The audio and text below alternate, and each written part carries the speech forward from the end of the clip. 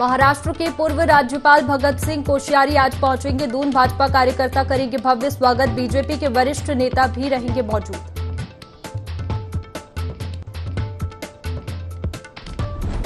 पूर्व सीएम हरीश रावत की तबीयत बिगड़ी। देहरादून के मैक्स अस्पताल में कराया गया भर्ती। डॉक्टरों ने दी आराम करने की सलाह।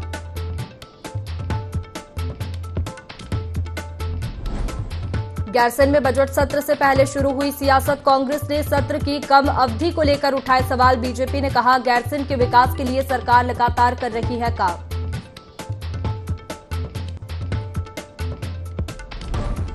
मसूरी पहुंची 8 सदस्यीय वैज्ञानिकों की टीम। लंढौर में भू धसाव क्षेत्र का किया निरीक्षण। कार्य योजना तैयार कर टीम सरकार को देगी रिपोर्ट। वैज्ञानिकों ने भू धसाव क्षेत्र का किया निरीक्षण।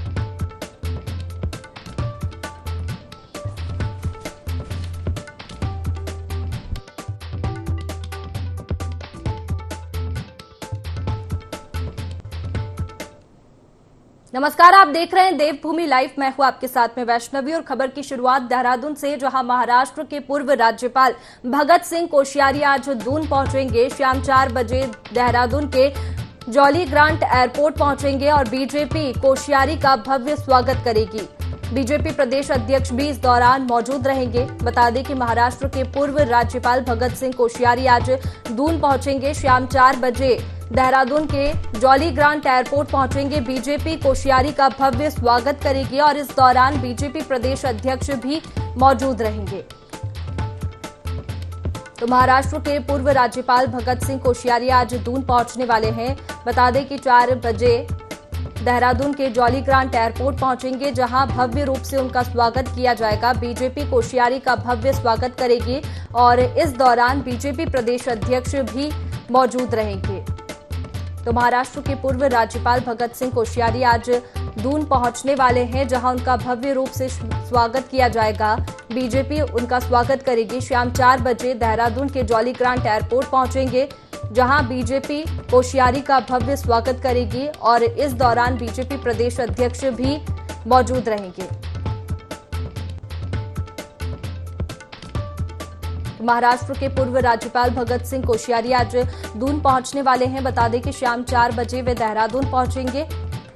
देहरादून के जॉली ग्रांट एयरपोर्ट पहुंचेंगे शाम 4 बजे, जहां उनका भव्य रूप से स्वागत किया जाएगा। बीजेपी कोश्यारी का भव्य स्वागत करेगी। इस दौरान बीजेपी प्रदेश अध्यक्ष भी मौजूद रहेंगे। तो महाराष्ट्र के पूर्व राज्यपाल भगत सिंह कोश्यारी आज दून पहुंचने वाले हैं। बता दें कि शाम 4 बजे देहरादून के जॉली ग्रांट एयरपोर्ट पहुंचेंगे। बीजेपी कोश्यारी का भव्य स्वागत करेगी और इस दौरान प्रदेश अध्यक्ष भी मौजूद रहेंगे। तो देहरादून से ये खबर बता दें कि महाराष्ट्र के पूर्व राज्यपाल भगत सिंह कोश्यारी आज दून पहुंचने वाले हैं। शाम 4 बजे वे देहरादून पहुंचेंगे। देहरादून के जॉली ग्रांट एयरपोर्ट शाम 4 बजे पहुंचेंगे। तो बीजेपी इस दौरान उनका भव्य स्वागत करेगी। भव्य रूप से उनका एयरपोर्ट पर स्वागत किया जाएगा। बीजेपी प्रदेश अध्यक्ष भी इस दौरान मौजूद रहेंगे।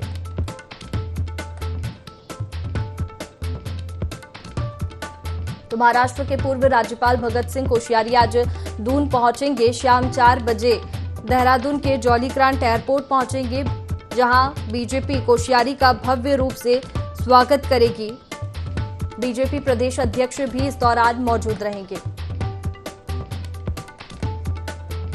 तो देहरादून से ये खबर आपको बता दें कि महाराष्ट्र के पूर्व राज्यपाल भगत सिंह कोश्यारी आज दून पहुंचने वाले हैं। शाम 4 बजे देहरादून के जॉली ग्रांट एयरपोर्ट पहुंचेंगे।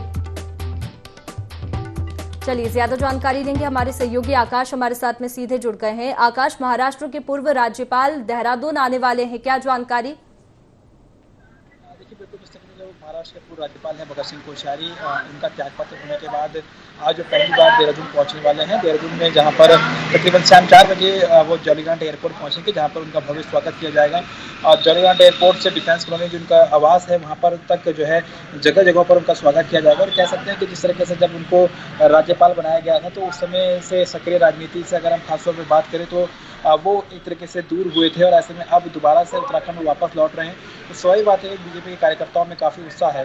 बीच बीच में जब राज्यपाल थे वो तभी भी देहरादून आते थे, तो उस समय भी देखा जाता था कि कार्यकर्ता उनसे मुलाकात करने के लिए जाते थे। जी। और ऐसे में कह सकते हैं कि 2019 में जब उनको राज्यपाल बनाया गया था, तो उसके बाद उन्होंने उससे पहले उन्होंने बीजेपी से जो है त्यागपत्र दिया था। और ऐसे में कह सकते हैं कि अब जिस तरीके से उन्होंने उत्तराखंड में इच्छा जाहिर की है कि दोबारा से उत्तराखंड में वो एक तरीके से काम करना चाहते हैं, तो सही बात है कि उसके बाद से अब ये अंदेशा भी लगाया जा रहा है और चर्चाएं भी जोरों पर हैं कि क्या वाकई ही जो भगत सिंह कोश्यारी हैं वो सक्रिय राजनीति में दोबारा से वापस लौटेंगे, क्या दोबारा से वो बीजेपी की सदस्यता लेंगे। इन तमाम चीज़ों को लेकर के जो है चर्चाएं जोरों पर है, लेकिन कह सकते हैं कि बीजेपी ने उनके स्वागत की तैयारियां जो है वो पूरी की हैं। और इसी को लेकर के जौलीग्रांट एयरपोर्ट से लेकर के तमाम जो यात्रा रास्ता है उनके घर तक का, वहाँ पर तक जो है उनका भव्य स्वागत किया जाएगा। जगह जगह पे पॉइंट बनाए गए हैं जिसमें बीजेपी के वरिष्ठ नेता जो है वो मौजूद रहने वाले हैं। माना जा रहा है कि खुद बीजेपी के जो प्रदेश अध्यक्ष महेंद्र भट्ट हैं वो उन्हें रिसीव करने के लिए जौलीग्रांट एयरपोर्ट जाएंगे, जहाँ पर उनका स्वागत किया जाएगा।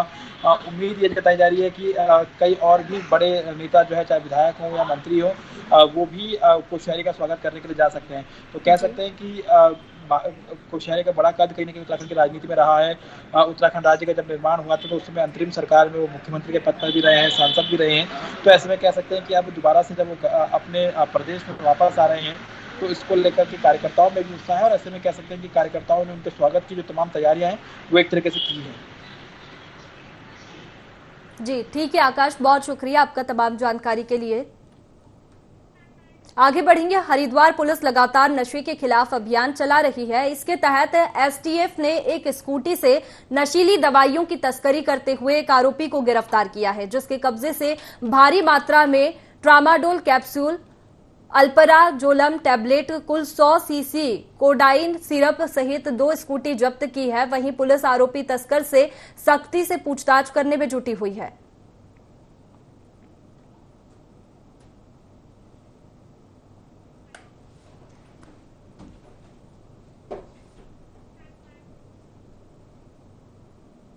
चलिए आगे बढ़ते हैं। उत्तराखंड विधानसभा का बजट सत्र गैरसैंण में होगा।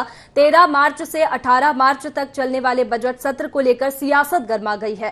कांग्रेस ने सत्र की अवधि को छोटा रखने का आरोप लगाया है। कांग्रेस के प्रदेश अध्यक्ष करण माहरा ने कहा कि सरकार डर की वजह से सत्र की अवधि को छोटा रख रही है। वहीं बीजेपी प्रदेश मीडिया प्रभारी मनवीर चौहान ने विपक्ष के आरोपों को बेबुनियाद बताया है। उनका कहना है कि सरकार गैरसैंण के विकास के लिए लगातार कार्य कर रही है।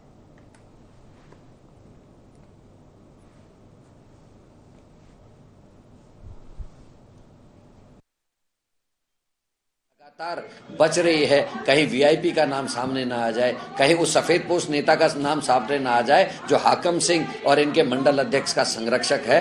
और एस राजू ने जो कहा है कि सफेदपोश नेता मुझे जांच से रोक रहे हैं, वो बात कहीं खुल ना जाए, इस डर से सरकार सत्र लंबा नहीं चलाना चाहती है, जो बहुत गंभीर है। इन्होंने गैरसैंण को ग्रीष्मकालीन राजधानी बनाया।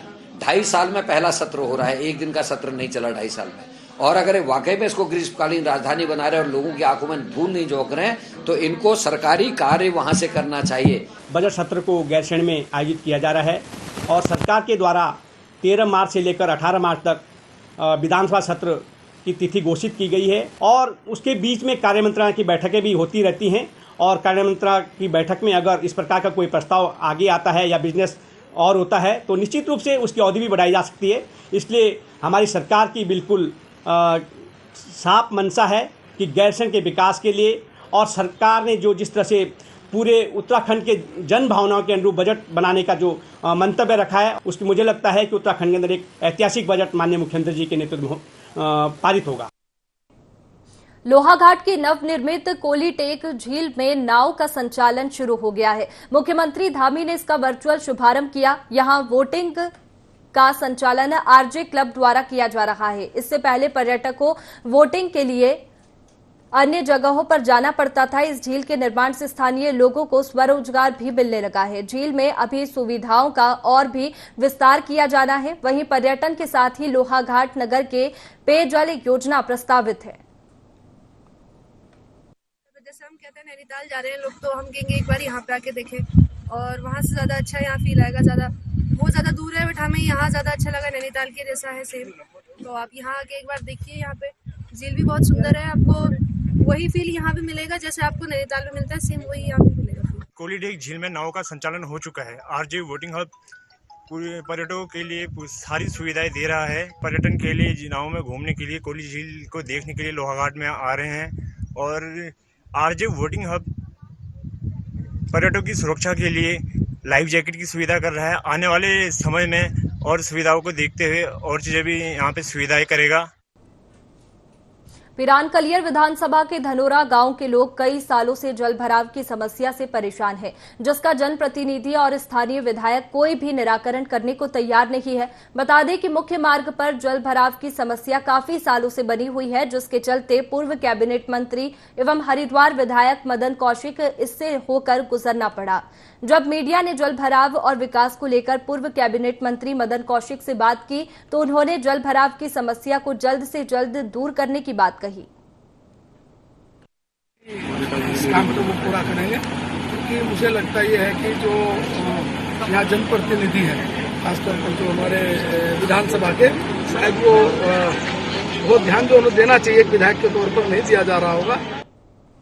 उत्तरकाशी के भटवाड़ी ब्लॉक के हुरी गांव में एक मकान में भीषण आग लग गई। वहीं आग पर काबू पाने के लिए ग्रामीणों ने फायर ब्रिगेड की टीम को सूचना दी। इस दौरान मौके पर पहुंची फायर ब्रिगेड की टीम ने कड़ी मशक्कत के बाद आग पर काबू पाया। वहीं भीषण आग में घर का सभी सामान जलकर राख हो गया। हालांकि हादसे में कोई भी जनहानि की सूचना नहीं है।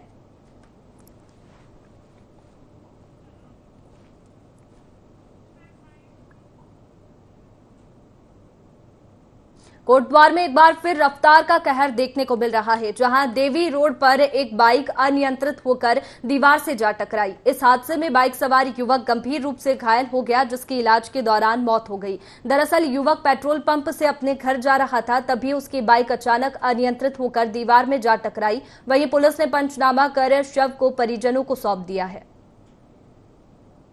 5 मिनट पे हमारी इमरजेंसी में आया था। आकाश नेगी बच्चा था, 25 साल उम्र उसकी बताई जाती है, 22 साल, और ब्रॉड डेड था, मृत अवस्था में ही आया गया था। उसका एक मित्र उसको लाया था, उसी समय उसको हमने टैकल किया तो हमारे मेडिकल अफसर ने बताया कि ब्रॉड डेड था। एक्सीडेंटल केस है, मोटरसाइकिल से बच्चा जा रहा था, उसमें ही दुर्घटना हुई है। जनपद उत्तरकाशी के पुरोला नगर पंचायत में वसंत महोत्सव की धूम देखी जा रही है। वसंत महोत्सव कार्यक्रम में शामिल होने के लिए दूर दराज से ग्रामीण पहुंच रहे हैं। वहीं नगर पंचायत ने इस बार लोक संस्कृति को बढ़ावा देने के लिए सभी स्थानीय लोक कलाकारों को मौका दिया है, जिसमें रवाई घाटी के पुरोला, नौगांव, मोरी के 75 स्थानीय संगीतकारों का सुर आकर्षण का केंद्र बना हुआ है। 75 जो लोकल संगीतकार हैं हमारे क्षेत्र पूरे रवाई घाटी से, जिसमें मोरी ब्लॉक है, पुरोला ब्लॉक है, नौगांव ब्लॉक है, तीनों ब्लॉकों के संगीतकारों को बुलाया गया है और उनको एक प्लेटफॉर्म देने का हमने प्रयास करा है, ताकि लोग उन्हें जानें और उनको भविष्य में जो है और अच्छा मौका मिले, उनको लोग जान करके जो आगे बढ़ने का वो प्रयास करें। और लोकल जो संस्कृति है हमारी, जो हमारे रीति रिवाज है, उनको प्रमोट करना ही हमारा इस बार का जो मकसद रहा है कि हमारी लोकल खान पान क्या है, लोकल संस्कृति क्या है, लोकल रीति रिवाज क्या है, लोकल बोली भाषा क्या है, ये हमारा इसको बढ़ावा देना हमारा मकसद है। और हम सब तमाम लोगों से ये निवेदन करेंगे कि बढ़ चढ़ करके इस वसंत उत्सव में शिरकत करें। केंद्रीय मंत्रिमंडल ने देश के उत्तरी सीमावर्ती इलाकों के विकास के लिए केंद्र पोषित वाइब्रेंट विलेज प्रोग्राम को मंजूरी दे दी है, जिस पर 4,800 करोड़ रुपए के खर्च का प्रावधान किया गया है। वहीं केंद्र की इस योजना से राज्य को भी काफी लाभ मिलेगा। इस बीच मुख्यमंत्री पुष्कर सिंह धामी ने कहा कि जिसे देश के अंतिम गांव के नाम से जाना जाता था, उन्हें पहले गांव की संज्ञा प्रधानमंत्री नरेंद्र मोदी ने दी है, जिसके लिए ये योजना कारगर साबित होगी।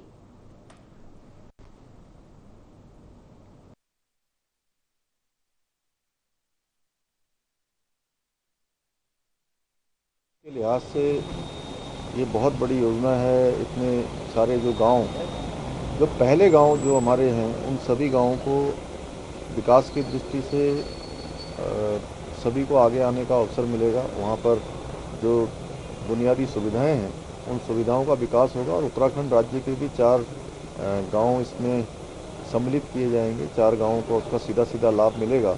हमारे भी सीमांत क्षेत्रों को लाभ मिलेगा। मैं माननीय प्रधानमंत्री जी का धन्यवाद देता हूं कि उन्होंने वाइब्रेंट विलेज की ये योजना पर सीधे सीधे धरातल पर उतारने का काम किया है और सीमांत के लोगों को आगे आने का एक राह उनकी मार्ग प्रशस्त किया।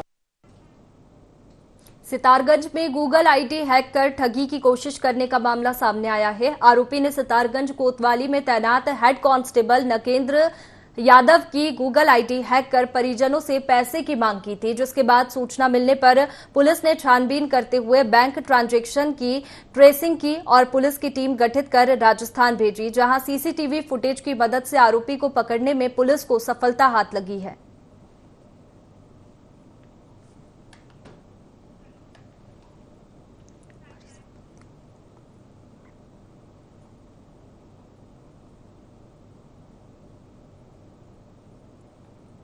चलिए आगे बढ़ेंगे। श्री हेमकुंड गुरुद्वारा प्रबंधन ट्रस्ट ने गोविंद धाम घांगरिया स्थित गुरुद्वारा और अन्य परिसंपत्तियों की वर्तमान स्थिति का जायजा लिया। वरिष्ठ प्रबंधक सरदार सेवा सिंह ने बताया कि इस बार गुरु आस्था पथ पर घांगरिया से करीब 1.5 किलोमीटर नीचे रामढुंगी पॉइंट पर उन्हें ग्लेशियर का दीदार हुआ है। घांगरिया में अभी काफी बर्फ है। फिलहाल अभी वह गुरुद्वारा घांगरिया का जायजा ले रहे हैं। बाकी घांगरिया से ऊपर के आस्था पथ पर क्या स्थिति होगी, ये श्री हेमकुंड साहिब धाम की रेकी करने के बाद ही पता चलेगा।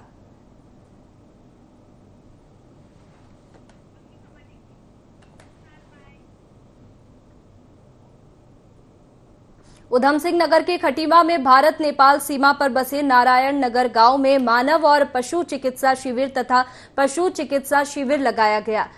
57वीं बटालियन एसएसबी के कमान अधिकारी के निर्देश पर ये शिविर लगाया गया। शिविर में सीमावर्ती ग्रामीणों की निःशुल्क जांच की गई और दवाइयां बांटी गई। पशुपालकों को पशुओं के लिए फ्री में दवाइयां बांटी गई। एसएसबी समय समय पर सीमावर्ती क्षेत्र के लोगों के लिए शिविर लगाता रहता है और उन्हें जन कल्याणकारी कार्यक्रम के बारे में जानकारी दी जाती है।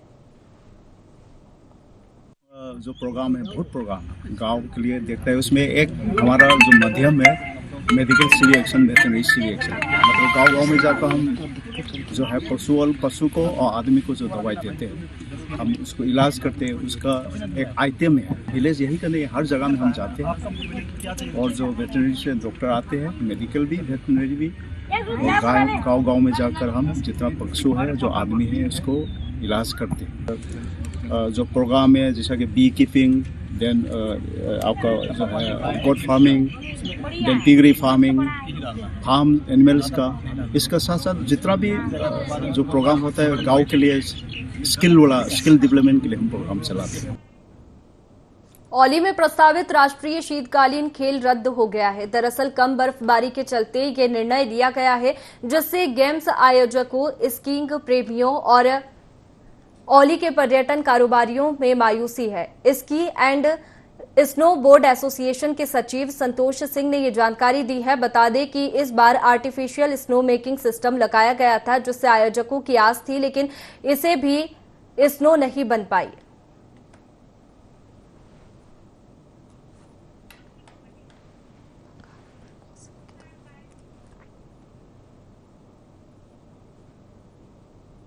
चलिए आगे बढ़ेंगे। जोशीमठ के सेब बागानों में भी मौसम की दोहरी मार पड़ रही है। फरवरी माह में जहां इन पहाड़ों पर बर्फ की मोटी चादर बिछी रहती थी, वहीं अब बर्फ पिघल जाने से खेत खलियान सूखने लगे हैं। सेब बागान के काश्तकार आपदा की इस मार से हताश हो गए हैं। कई किसानों ने तो भूधसाव के चलते बागानों की कटाई और छटाई शुरू कर दी है। सेब उत्पादकों को अब सेब की पैदावार की चिंता सताने लगी है। इधर मौसम विभाग ने भी पहाड़ी क्षेत्र में तापमान बढ़ने का अलर्ट जारी कर दिया है। ऐसे में किसानों के चेहरे पर मायूसी छाना लाजमी है।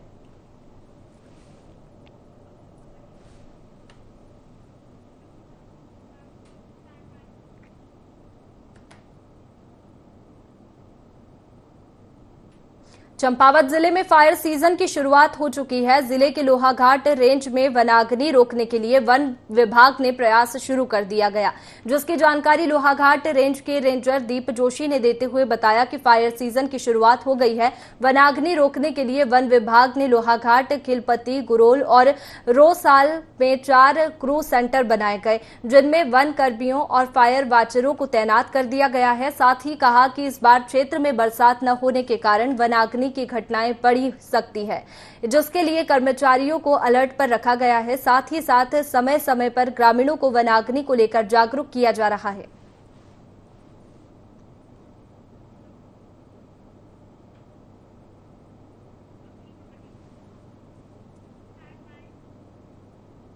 एनजीटी के आदेश के बाद मसूरी में पानी की समस्या का हल निकल गया है। जल संस्थान मसूरी टैंकर एसोसिएशन ने क्रमवार दी थी आंदोलन की चेतावनी। झील का पानी बंद होने से मसूरी का पर्यटन भी प्रभावित हो रहा था। इलीगली विड्रॉल हो रहा था, उस पर एनजीटी द्वारा प्रतिबंध लगाया गया है। आज की जो ये बैठक थी, विशेष रूप से ये बैठक थी जो धरना प्रदर्शन के लिए और भूख हड़ताल के लिए जो एक ज्ञापन दिया गया था, तो उन्होंने आज इस बैठक के माध्यम से अपना धरना प्रदर्शन स्थगित किया है।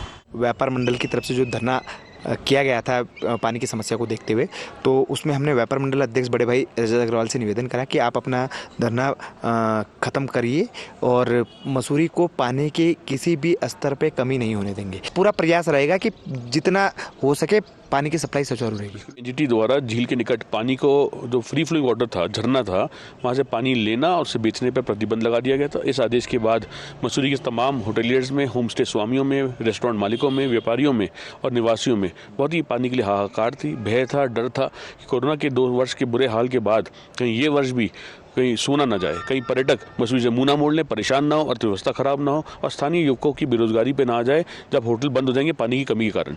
लेकिन इस समस्या को देखते हुए हमारे द्वारा मानवाधिकार आयोग में एनजीटी में पिटीशन लगाई गई। साथ में हमारे द्वारा 3 दिवसीय एक आंदोलन की चेतावनी दी गई 15, 16, 17 तारीख की, जिसमें चक्का जाम तक की चेतावनी दी गई थी। पर बहुत ही खुशी की बात है कि उत्तराखंड जल संस्थान द्वारा पानी की पूर्ति जो 14 MLD होनी चाहिए, लेकिन 7.5 MLD तक जल संस्थान के पास है। बाकी की पानी की पूर्ति ग्राम क्यारकुली और ब्रासखंडा से होगी, जिसके लिए हम बासाघाट से होगी, जिसके लिए हम राकेश रावत जी का, कौशल रावत जी का, उत्तराखंड जल संस्थान का तहे दिल से धन्यवाद करते हैं, आभार व्यक्त करते हैं। राजधानी देहरादून की सड़कों से सरकार जहां एक तरफ पुराने ऑटो को हटाने की बात कर रही है, वहीं दूसरी तरफ बिना परमिशन के देहरादून की सड़कों पर ई रिक्शा चल रहे हैं। कई ई रिक्शाओं को तो परिवहन विभाग ने परमिशन तक नहीं दी है। वहीं सिटी बस एसोसिएशन के अध्यक्ष विजय डंडरियाल ने परिवहन विभाग आरोप लगाते हुए कहा कि वह पहले भी परिवहन विभाग से कई बार अपील कर चुके हैं कि दून की सड़कों में दौड़ने वाले ई रिक्शा के ऊपर लगाम लगाए। बावजूद इसके परिवहन विभाग ने अब तक भी ई रिक्शा के ऊपर कोई भी कार्रवाई नहीं की। 2015 से जब से ई रिक्शा दे रहे थे तभी से हमने लड़ाई करी थी। इस पे हमारा ये कहना था कि केंद्र सरकार के द्वारा वहाँ ई रिक्शा दिए गए थे जहाँ पर जो है वो हाथ रिक्शा या पैर के रिक्शे से चलाते थे। लेकिन आपने देखा होगा देहरादून या पहाड़ी क्षेत्र में कहीं भी पहले भी जो है ई रिक्शा नहीं चलते थे। लेकिन कहीं ना कहीं अधिकारी की मिली भगत से जो ई रिक्शे बाजारों में उतारे गए और आज भी जब ई रिक्शा का नोटिफिकेशन हो रखा है लेकिन तब भी ई रिक्शा चले, तो कहीं ना कहीं मैं तो कहता हूँ मिली भगत है। नहीं तो आप किसी भी ई रिक्शा को देख लोगे जो पुराने 2000-2500 तक की सीरीज के जो ई रिक्शा है, ना तो उनको आपको इंश्योरेंस मिलेगा, ना ही उनकी फिटनेस मिलेगी। अगर कल को ईश्वर ना खास्ता कोई कैजुअलिटी हो जाती है तो वो जिम्मेवारी किसकी होगी ये भी नहीं पता चले। फिलहाल देवभूमि लाइव में इतना ही। मुझे दीजिए इजाजत। आप बने रहिए IND 24 पर। नमस्कार।